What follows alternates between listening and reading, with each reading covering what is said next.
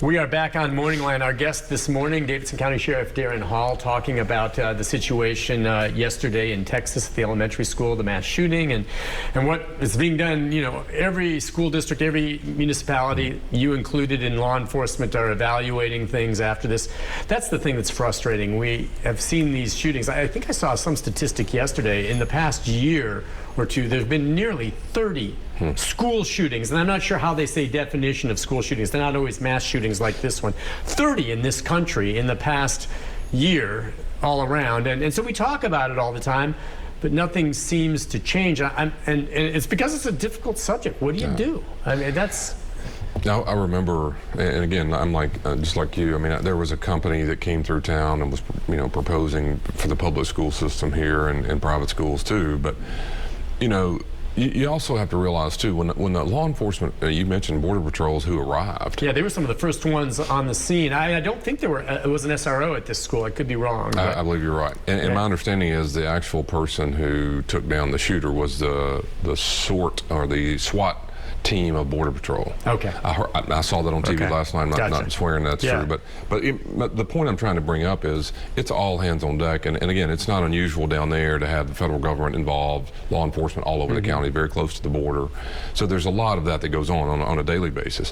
When you get to I guess the central part of our country, or where maybe border or federal agents aren't as likely, one of the things that's very difficult is, imagine you and I going right now and driving up to Overton High School looking for a perpetrator. Yeah.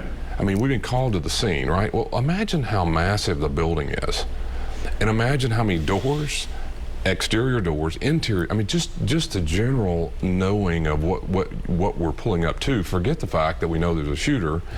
And so there was a company, and this has been several years back, that was really pushing. I thought this was pretty smart, where the blueprints for every school, doors, definitions would be a requirement to provide to law enforcement in a very sophisticated... That's a good idea. I thought so too. So when we pull up, shooter in door 14, you can have it and you kind of know. Yeah. Whereas the technology was trying to move it, and again, it's been a few years, but I was thinking, it is so difficult to just pull up, and this is a very small school. These other schools are not so much. So do we don't have that here, do we? No. I don't know, does the police, or as far as you know in the state or other sheriff's departments, are there blueprints available to law enforcement for all the schools if they need it at their fingertips? Obviously, they could call for it later if there's some barricade, but is there something like that? My assumptions are, I'm pretty sure this is true, the SROs do have direct access and know that and look into that. When you have an SRO on campus, they know the doors and what they're doing every day, kind of monitoring it. Now, assume that SRO is engaged and you and I were dispatched to the scene. The information transitioning to us, door 14, may mean the gym, it may mean the kitchen, it may mean the...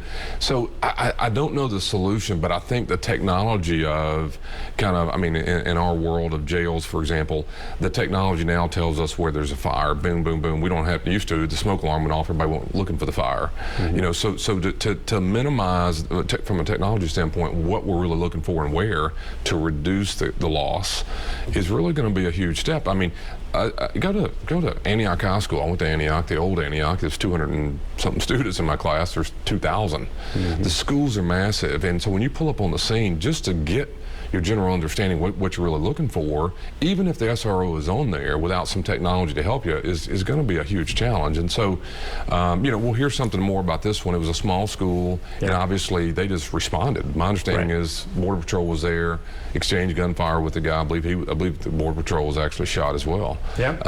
So it's got so many layers of complexity of the response and who's on site and exactly what you can do about it. Squeeze in one more call real quick. Holly, are you there, Holly? Just about 30 seconds. Go ahead, Holly.